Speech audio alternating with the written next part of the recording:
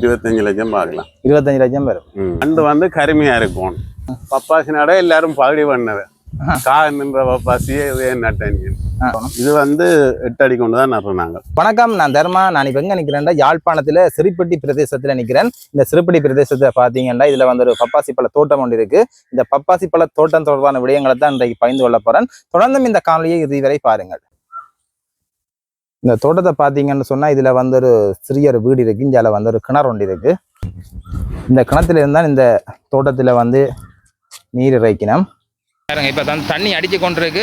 இந்த தண்ணி தான் அப்படியே வாய்க்காலால் ஓடி வந்து இந்த பப்பாசி தோட்டத்துக்கு வந்தால் அப்படியே பாஞ்சு போகுது. மோட்டர் என்ன அடிக்குது? மோட்டர் தானே? மோட்டர் தான் உள்ளுக்கு வந்து வாட்டர் பம்ப் பாதிக்கிறேன் இல்லையா?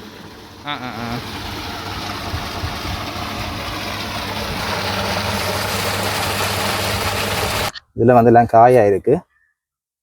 இப்போ நான் அடிக்கிறது இந்த பசலை மருந்தும் மருந்து ஒரு பவுடர் இலையில புள்ளி பிடிக்காம இருக்கும். மழை பெய்தது தானே, மற்றபடி பெருசா மற்றபடி தேவை. பசலை வந்து முதல் கிடங்குல எருவட்டி தாக்குறது, கண்டு நடுற பேருந்து பாத்தியில நடுவோம். பாத்தி கட்டி பாத்திக்கு எரு போடுவோம். உங்க அடிப்பேன் பேருந்து வந்து ஈரியம் இருக்குல்ல, ஈரியம் உரம் வந்து ஒரு மாசத்துக்கு ஒருக்கா போடுவோம்.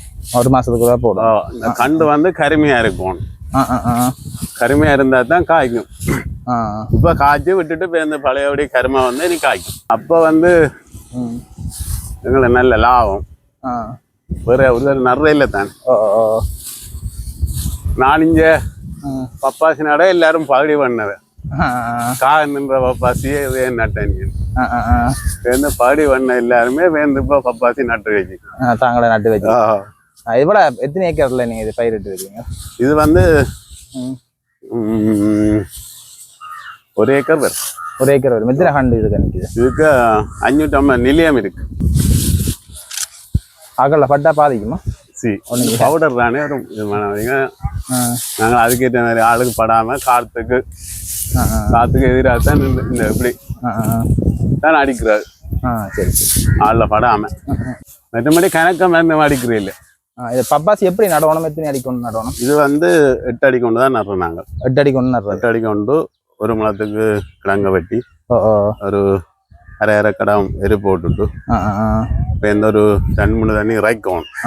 எரிச்சு விடாற இறைச்சி போட்டு இந்த கண்டை நட்டு இறைக்கணும்.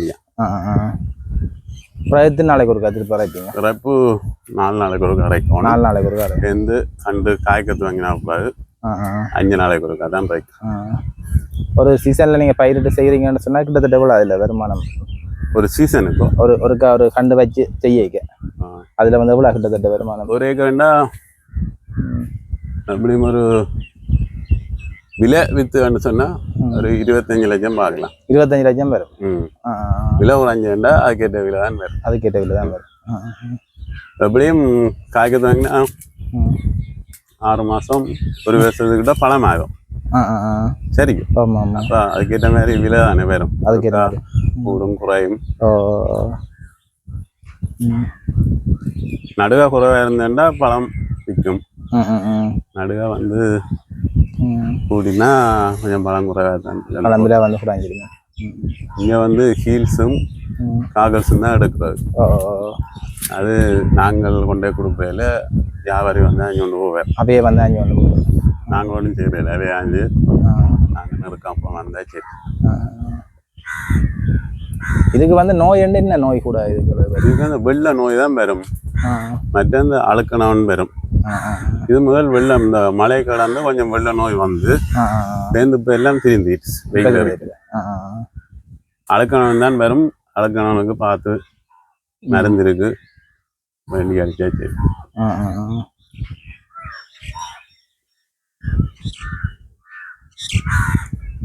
6 மாசத்துக்கு இறைக்கணும் பயிர் நட்டு. அதுக்கப்புறம் சில கண்டு கட்டை மாதிரி இருக்கிறல்ல, இது கொஞ்சம் ஈரமா இல்லை வேற? இது கீழே தான் காய்ச்சாங்க.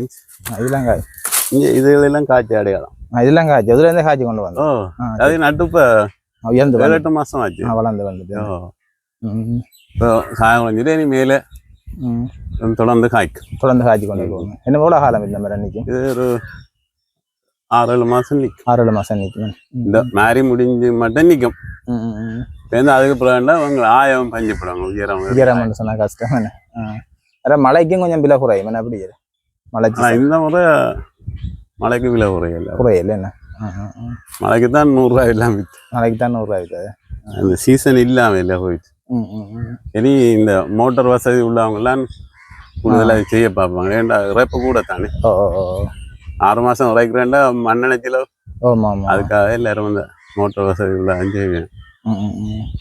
சிலவுன்னு சொன்னா என்ன பசலை மருந்து மற்றது இறைக்கிற சிலவு மருந்து வந்து அப்படியும் அடிக்காமலே பழம் வாங்கினான்.